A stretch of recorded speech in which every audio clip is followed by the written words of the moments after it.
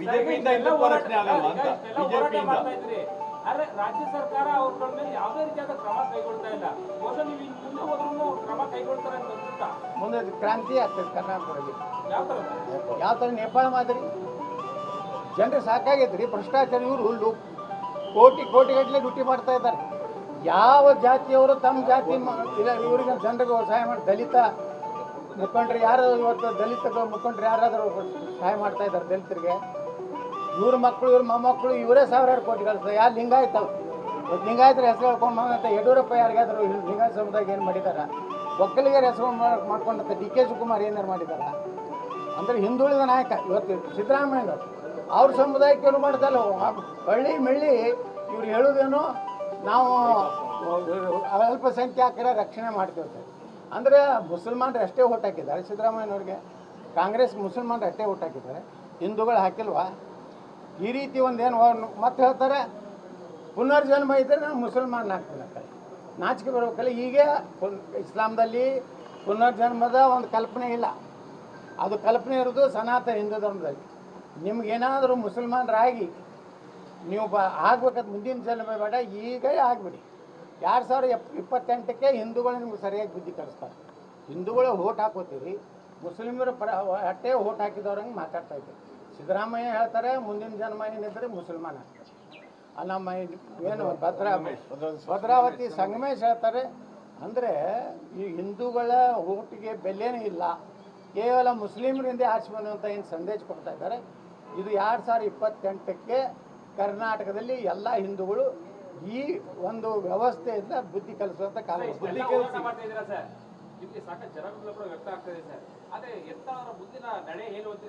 ಮುಂದಿನ ನಡೆ ಜ್ಞಾನೋದಯ ಆಗಬೇಕು ಯಾರಿಗೆ? ಹೈಕಮಾಂಡಕ್ಕೆ. ಇವೇನು ಮಾಡಿದ್ರು ಯಡಿಯೂರಪ್ಪ ಅವ್ರ ಮಗನ ಮಾತು ಕೇಳಿ ನಾನು ಹೊರಗೆ ಹಾಕಿದ್ರು. ನಾವು ಏನು ಒಂದು ಟೀಮ್ ಮಾಡಿದ್ದೀವಲ್ಲ, ನಾವೆಲ್ಲ ನಿರ್ಣಯ ಮಾಡಿದ್ದೀವಿ. ಪ್ರತಾಪ್ ಸಿಂಹ ಇರ್ಬೋದು, ರಮೇಶ್ ಜಾರಕಿಹೊಳಿ ಇರ್ಬೋದು, ಲಿಂಬಾಳಿ ಇರ್ಬೋದು, ಕುಮಾರ್ ಬಂಗಾರಪ್ಪ ಇರ್ಬೋದು, ನಾವೆಲ್ಲ ಸಮುದಾಯದ ಒಬ್ಬೊಬ್ಬರು ನಾಯಕರು ಕೂಡಿ ಒಂದು ಪ್ರತಿಜ್ಞೆ ಮಾಡೀವಿ. ಮುಂದೆ ದೇವರು ನಮಗೆ ಅವಕಾಶ ಕರ್ನಾಟಕದಲ್ಲಿ ಕೊಟ್ಟರೆ ಪ್ರಾಮಾಣಿಕ ಸರ್ಕಾರ ಕೊಡು, ಲೂಟಿ ಮಾಡೋದಿಲ್ಲ, ಜನ ಕೆಲಸ ಮಾಡೋದು, ಅಭಿವೃದ್ಧಿ ಮಾಡೋದು, ಹಿಂದುತ್ವ ರಕ್ಷಣೆ ಮಾಡ್ಬೋದು. ನಾವೆಲ್ಲ ಮಾಡಿದ್ದೀವಿ. ಆದರೆ ವಿಜೇಂದ್ರ ಮತ್ತು ಅವ್ರು ಯಡಿಯೂರಪ್ಪ ಹಠ ಇಡೋದು, ಅಮಿತ್ ಶಾ ಮುಂದೆ ಕೊಟ್ಟು ಯತ್ನಾಳ್ ಹೊರಗೆ ಹಾಕದಿದ್ದರೆ ನಾನು ಪಕ್ಷ ಬಿಟ್ಟು ಹೋಗ್ತೀನಿ, ನಾನು ಮುಂದಿನ ವಿಧಾನಸಭೆಯಲ್ಲಿ ಪ್ರಚಾರ ಮಾಡೋದಿಲ್ಲ, ಈ ರೀತಿ ಅಪಪ್ರಚಾರ ಏನು ಮಾಡಿದ್ರಲ್ಲ, ಅದಕ್ಕೆ ಅನಿವಾರ್ಯವಾಗಿ ಹೈಕಮಾಂಡು ನನ್ನ ಮೇಲೆ ಉಚ್ಚಾಟನೆ ಮಾಡ್ತಾರೆ. ಅದು ಉಚ್ಚಾಟನೆ ಇವತ್ತು ಅವರಿಗೆ ಮ್ಯಾಗಿನವರಿಗೆ ಗೊತ್ತಾಗಿದೆ. ಅಮಿತ್ ಶಾ ಒಂದು ಕಡೆ ವ್ಯಕ್ತಪಡಿಸಿದ್ದಾರೆ, ಇದೊಂದು ಭಾಳ ಬ್ಲಂಡರ್ ಮಿಸ್ಟೇಕ್ ನಾನು ಯತ್ನಾಳ್ ಹೊರಗೆ ಹಾಕಿದ್ದೆ. ಇವತ್ತಿನ ನಿನ್ನೆ ಒಂದೇನು ಕಾರ್ಯಕ್ರಮ ಇದೆಯಲ್ಲ, ಅದು ಮಂಡ್ಯ ಜಿಲ್ಲೆಯಲ್ಲಿ ನನ್ನ ಜಾತಿ ಜನಾಂಗದವ್ರು ಇಲ್ಲೇ ಇಲ್ಲ, ಅಲ್ಲಿ ಔಷಧಕ್ಕೂ ನಮ್ಮ ಜನಾಂಗಿಲ್ಲ. ಆದರೆ ಅಲ್ಲಿ ಸಿಕ್ಕಂಥ ಒಂದು ಬೆಂಬಲ, ಅಲ್ಲಿ ಸಿಕ್ಕಂಥ ಹಿಂದುಳಿದವರು, ಒಕ್ಕಲಿಗರು, ದಲಿತರು ಏನು ಸಮುದಾಯ ಅದಾವಲ್ಲ, ಅವರು ನಿನ್ನೆ ಸುಮಾರು 10ರಿಂದ 15,000 ಜನ ಏನು ಕೂಡಿದವರು, ಅವರು ಕೇವಲ ಸನಾತನ ಧರ್ಮದ ರಕ್ಷಣೆಗಾಗಿ, ಹಿಂದುತ್ವ ರಕ್ಷಣೆಗಾಗಿ. ಯತ್ನಾಳ ಮುಖ್ಯ ಇಲ್ಲ, ಯತ್ನಾಳ ಯಾವ ಜಾತಿ ಮುಖ್ಯ ಇಲ್ಲ, ಯತ್ನಾಳ ಹಿಂದುತ್ವ ಪರವಾಗಿ ಇವತ್ತು ಗಟ್ಟಿ ಧ್ವನಿ ಅದಾನೆ. ಇಂಥವನ್ನ ರಾಜ್ಯದ ಮುಖ್ಯಮಂತ್ರಿ ಮಾಡಿದ್ರೆ ನಿಶ್ಚಿತವಾಗಿಯೂ ನಮ್ಮ ಸನಾತನ ಧರ್ಮಕ್ಕೆ ಮತ್ತು ಒಂದು ಭ್ರಷ್ಟಾಚಾರ ಮುಕ್ತ ಸರ್ಕಾರ ಕೊಡ್ಬೋದು ಅನ್ನೋಂಥದ್ದು ಭಾವನೆಯಿಂದ ಸ್ವಯಂ ಪ್ರೇರಿತ. ನಾನೇನು ಒಂದು ದುಡ್ಡು ಖರ್ಚು ಮಾಡಿಲ್ಲ, ಯಾರಿಗೂ ಚಹಾ ಕೊಡಿಸಲ್ಲ, ಊಟ ಮಾಡಿಸಲ್ಲ, ಬಸ್ಸುಗಳು ಕಳಿಸಲ್ಲ, ಏನು 500 ರೂಪಾಯಿ ಕೊಟ್ಟಿಲ್ಲ. ಇದು ಏನು ತೋರಿಸ್ಕೊಡ್ತದಂದರೆ ಕರ್ನಾಟಕದಲ್ಲಿ 2028ಕ್ಕೆ ಒಂದು ದೊಡ್ಡ ಕ್ರಾಂತಿ ಆಗ್ತದೆ. ಹಿಂದೆ ಹೆಂಗೆ ವೀರೇಂದ್ರ ಪಾಟೀಲ್ರಿಗೆ ಕರ್ನಾಟಕ ಜನ 184 MLA ಕೊಟ್ಟಿದ್ದಾರಲ್ಲ, ಅದೇ ಪರಿಸ್ಥಿತಿ ಕರ್ನಾಟಕದಲ್ಲಿ ನಿರ್ಮಾಣ ಆಗ್ತದೆ. ಅಂದರೆ ಸರ್, ಈಗ ಪರ್ಯಾಯ ಶಕ್ತಿ ಮತ್ತು ಟೀಮ್ ಬಗ್ಗೆ ಮಾತನಾಡ್ತಾ ಇದ್ದಾರೆ. ಪರ್ಯಾಯವಾದಂಥ ಒಂದು ಶಕ್ತಿಯನ್ನು ಕರ್ನಾಟಕದಲ್ಲಿ ಯತ್ನಾಳ್ ಅವರು ಹುಟ್ಟಾಕ್ತಾ ಇದ್ದಾರೆ ಅಂತ ಬಿಜೆಪಿ JDS ಕಾಂಗ್ರೆಸ್ನ ಹೊರತುಪಡಿಸಿ ನೋಡಿ, ನಮ್ಮದು ಈ BJPನ ರಿಪೇರಿ ಮಾಡಬೇಕತ್ತಿದೆ. BJPಯಲ್ಲಿ ಇದೇನು ಕುಟುಂಬಶಾಹಿ ಬಂದುಬಿಟ್ಟಿದಲ್ಲ, ಈ ಭ್ರಷ್ಟಾಚಾರಿಗಳು ಏನು ಅದಾರಲ್ಲ, ನೀವು ಎಷ್ಟು ಕೇಸ್ ಇದೆ ಯಡಿಯೂರಪ್ಪ ಮೇಲೆ ಭ್ರಷ್ಟಾಚಾರದ್ದು? ಹಾಂ, ಇಂಥ ಒಬ್ಬ ಭ್ರಷ್ಟ ಕುಟುಂಬನೇ ನೀವು ಸಾಕ್ತೀನಿ ಅಂದರೆ BJP ನಮ್ಮ ಪ್ರಧಾನಮಂತ್ರಿಗಳು ಹೇಳ್ತಾರೆ, ನಾ ಖಾವುಂಗ ನಾ ಖಿಲಾವುಂಗ, ನಾನು ಕುಟುಂಬ ರಾಜಕಾರಣವನ್ನು ವಿರೋಧ ಮಾಡ್ತೀನಿ. ಅದೇ ಪಾರ್ಟಿ ಒಳಗೆ ಈ ಕರ್ನಾಟಕದಲ್ಲಿ ಭ್ರಷ್ಟಾಚಾರದ ಒಂದು ದೊಡ್ಡ ಕುಟುಂಬ ಇದು. ಅದ್ರ ಜೊತೆಗೆ ಬಿ ಜೆ ಪಿಯನ್ನು ಹಾಳು ಮಾಡಿ ಬ್ಲ್ಯಾಕ್ ಮೇಲ್ ಮಾಡಿ ನಾನು ಏನಾದ್ರು ಇಲ್ಲಿ ಕ್ರಮ ತೊಗೊಂಡ್ರೆ ಇಡೀ ಲಿಂಗಾಯತ ಸಮುದಾಯ ಬಿ ಜೆ ಪಿಯಿಂದ ದೂರ ಆಗ್ತದೆ ಅನ್ನೋಂಥ ಭಯ ಹೊತ್ತಿಸಿ ಏನು ಇದೇ ನಿನ್ನೆಯ ಒಂದು ಕಾರ್ಯಕ್ರಮ ಅದಕ್ಕೆ ಉತ್ತರ ಕೊಟ್ಟಿದೆ.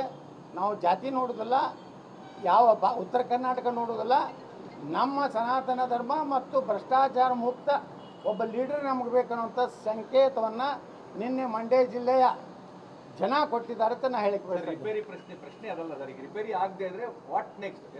ರಿಪೇರಿ ಆಗದೆ ಇದ್ರೆ ಹೇಳಿಬಿಟ್ಟಿದ್ದಿಲ್ಲ ನಾವು ಪಕ್ಷ ಕಟ್ಟುವುದು ಖಚಿತ, 28ಕ್ಕೆ ನಮ್ಮ ಸರ್ಕಾರ ಬರೋದು ನಿಶ್ಚಿತ, ರಾಜ್ಯದ ಜನರಿಗೆ ಒಳ್ಳೆಯ ಸರ್ಕಾರ ಕೊಡೋದು ಅಷ್ಟೇ ಸ್ಪಷ್ಟವಾಗಿ ನಾವು ನಿರ್ಣಯ ಮಾಡಿದ್ದೇವೆ. ನಮ್ಮದೇ ಸರ್ಕಾರ ಬರ್ತದೆ ನೋಡಿ. ಈ ಸರ್ಕಾರ RCBಯಲ್ಲಿ ಏನು ಮಾಡ್ತು? RCB ತಪ್ಪು ಯಾರ್ದು? CM, DCM, home minister. ಈ 3 ಜನ ಮಾಡಿದ ತಪ್ಪಿಗೆ 3 ಜನ ಅಧಿಕಾರಿಗಳನ್ನ ಬಲಿ ತೊಗೊಂಡ್ರು. ಏನು ತಪ್ಪು ಮಾಡಿದ್ರು ಅವ್ರ ಅಧಿಕಾರಿಗಳು? ಈ ವಾಲ್ಮೀಕಿ ಜನಾಂಗದ ಬೆಂಗಳೂರು ಕಮಿಷನರ್ ಇದ್ರಲ್ಲ ದಯಾನಂದ್ ಅವರು, ಅವರೆಲ್ಲ ಏನು ರಿಪೋರ್ಟ್ ಹಾಕಿದ್ರು, ಏನು ಪತ್ರ ಬರೆದಿದ್ರು ಸರ್ಕಾರಕ್ಕೆ? ಈಗ ಇಷ್ಟು ಬೇಗನೆ ಅರ್ಜೆನ್ಸಿ ಒಳಗೆ ನಾವು ಇಲ್ಲಿ ಕಾರ್ಯಕ್ರಮ ಮಾಡೋದು ಒಳ್ಳೆಯದಲ್ಲ, ನಮಗೆ ಸೆಕ್ಯೂರಿಟಿ ಕೊಡೋದು ಆಗೋದಿಲ್ಲ ಅನ್ನೋಂಥದ್ದು ಭಾವನೆ ವ್ಯಕ್ತಪಡಿಸೋದು ಸಹ ಸಿದ್ದರಾಮಯ್ಯನವರಿಗೆ DCM ಅವರಿಗೆ ತಮ್ಮ ಸ್ವಂತ ಒಂದು ಚಟ ಅಂದರೆ ಯುವಕರು RCB ನೆಪದಲ್ಲಿ ಯುವಕರನ್ನೆಲ್ಲ ನಾವು ಸೆಳೆದು ಬಿಡಬೇಕು.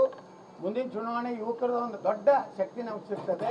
ಯಾಕಂದರೆ ಯುವಕರೆಲ್ಲ ಹಿಂದುತ್ವ ಪರವಾಗಿದ್ದಾರೆ, BJP ಪರವಾಗಿದ್ದಾರೆ. ಅದನ್ನು ಈ RCB ಮೂಲಕ ತಾವು ತಗೋಬೇಕಂತೇಳಿ ಯಾರ ಮ್ಯಾಗ ಹಾಕಿದ್ರು?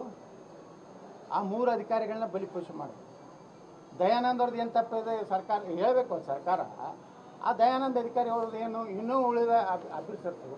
ಹಾಗೆ ನಿನ್ನೆ ಅಡಿಷನಲ್ SP ಅನ್ನು ಮೊನ್ನೇನು ವರ್ಗಾವಣೆ ಮಾಡಿದ್ದಾರೆ. ಯಾಕಂದರೆ ಅವರು ಏನು ನ್ಯೂಟ್ರಲ್ ಆಗಿ ಇವತ್ತು ಚಲುವರಾಜ ಸ್ವಾಮಿನೇ ಏನು ಸ್ಟೇಟ್ಮೆಂಟ್ ಕೊಟ್ಟಾರೆ? ಮುಸಲ್ಮಾನರ ತಪ್ಪಿದೆ ಅಂತ. ಹಂಗಾದ್ರೆ ಚಲುವರಾಜ ಸ್ವಾಮಿ ಸಚಿವ ಸಂಪುಟದಿಂದ ಕೈ ಬಿಡ್ತೀರಾ? ರಾಜಣ್ಣವ್ರಿಗೆ ಅನ್ಯಾಯ ಮಾಡಿದ್ರಲ್ಲ ವಾಲ್ಮೀಕಿ ಜನಾಂಗದವ್ರು. ಒಬ್ಬ ರಾಜಣ್ಣ ನೇರವಾಗಿ ಮಾತಾಡ್ತಿದ್ರು. ಅವ್ರೇನು ತಪ್ಪು ಮಾತಾಡಿದ್ರು? ಅವನು ಉಚ್ಚಾಟನೆ ಮಾಡಿದ್ರಿ. ವಾಲ್ಮೀಕಿ ಹಗರಣ ಮಾಡಿದ್ರಿ ನೀವು. SC ST ಪರವಾಗಿರುವಂಥ ಸಿದ್ದರಾಮಯ್ಯನವರೇ 184 ಕೋಟಿ ರೂಪಾಯಿ ಹಗರಣ ನೀವು ಮಾಡಿದ್ರಿ. ಮೊನ್ನೆ ಬೋವಿ ಒಡ್ರ ಸಮಾಜದ ಹಗರಣ ಆಯಿತು. SC ST ಜನಾಂಗಕ್ಕೆ ಸಿಗಬೇಕಾದಂಥ ಬಡವರಿಗೆ ಅವ್ರಿಗೆ ಹಣ ಸಿಗಬೇಕಾದಂಥ ನೀವು ಕಿತ್ತಾ ಇದ್ದೀರಿ. ನಾಲಾಯಕರಿದ್ದೀರಿ. ನಿಮಗೇನು SC STಗಳ ಬಗ್ಗೆ ಮಾತಾಡೋ ನೈತಿಕತೆ ಇದೆ? ನಿಮಗೇನು ಹಿಂದುಳಿದ ವರ್ಗದ ಬಗ್ಗೆ ಮಾತಾಡೋ ನೈತಿಕತೆ ಇದೆ? ಅದಕ್ಕೆ ಸಿದ್ದರಾಮಯ್ಯನವ್ರದ್ದು ಒಂದು ಏನು ಮೊದಲೊಂದು ಇಮೇಜ್ ಇತ್ತು, ಅಹಿಂದ ಲೀಡರ್ ಇರ್ತದೆ. ಇವತ್ತು ಇವೆಲ್ಲ ಹಗರಣ ಆದಮೇಲೆ ಅವ್ರನ್ನ ವಜಾ ಮಾಡಲಿಲ್ಲ. ಇನ್ನೂ ಅವ್ರು ಯಾರ್ಯಾರು ಇದರಲ್ಲಿ ವಾಲ್ಮೀಕಿದ ಹಣ ನಿಗಮದಲ್ಲಿ ಏನು ಹಣ ತಿಂದಿದ್ರು ಇನ್ನೂ ಅವ್ರು ಮುಂದುವರ್ಸ್ಕೊಂಡು ಹೊಂಟಾರೆ. ಬೋವಿ ಸಮಾಜದ ಹಣ ತಿಂದವನ ಇವ್ರು ಕೊನೆಯವರೆಗೆ ಲಾಸ್ಟಿಗೆ ಬಹಳ ತೊಂದರೆ ಆಗ್ತದೆ ತಂದಾಗ ತೆಗೆದು. ಈ ರೀತಿ ಒಂದು ಪರಿಸ್ಥಿತಿ ಕರ್ನಾಟಕದಲ್ಲಿ ಯಾವ ದಲಿತರಿಗೂ ನ್ಯಾಯ ಸಿಗ್ತಾ ಇಲ್ಲ, ಹಿಂದುಳಿದವ್ರಿಗೆ ನ್ಯಾಯ ಸಿಗ್ತಾ ಇಲ್ಲ. ಮೇಲ್ಜಾತಿಯವ್ರಂತ ಬಿಡ್ರಿ, ಲಿಂಗಾಯತ ವಕೀಲರು ಅಂದರೆ ಸಿದ್ದರಾಮಯ್ಯನವ್ರಿಗೆ ಒಂದು ರೀತಿ ಅಲರ್ಜಿ. ತಮ್ಮ ರಾಜಣ್ಣನ ಉಳಿಸ್ಕೊಳ್ಳಿಕ್ಕಾಗಲಿಲ್ಲ ಸಿದ್ದರಾಮಯ್ಯನವ್ರಿಗೆ. ತಮ್ಮ SC ST ಜನಾಂಗದ ದುರುಪಯೋಗ ಆಗಿದ್ದನ್ನು ಶಿಕ್ಷೆ ಕೊಡಲಿಕ್ಕಾಗಲಿಲ್ಲ. ಭಾಳ ಹೇಳ್ತಾರೆ ವಿಧಾನಸಭೆಯಲ್ಲಿ ಹೇಳ್ತಾರೆ ಸಿದ್ದರಾಮಯ್ಯನವರು. ಇಲ್ಲ ಭಾಳ ಏನಾಗಿಲ್ಲ, ಒಂದು 84 ಕೋಟಿ ಅಟ್ಟೆ ಅವರಿಗೆ. ಅಂದ್ರೆ ನಾಚಿಕೆ ಬರಬೇಕಲ್ಲ ಒಬ್ಬ ರಾಜ್ಯದ ಮುಖ್ಯಮಂತ್ರಿ.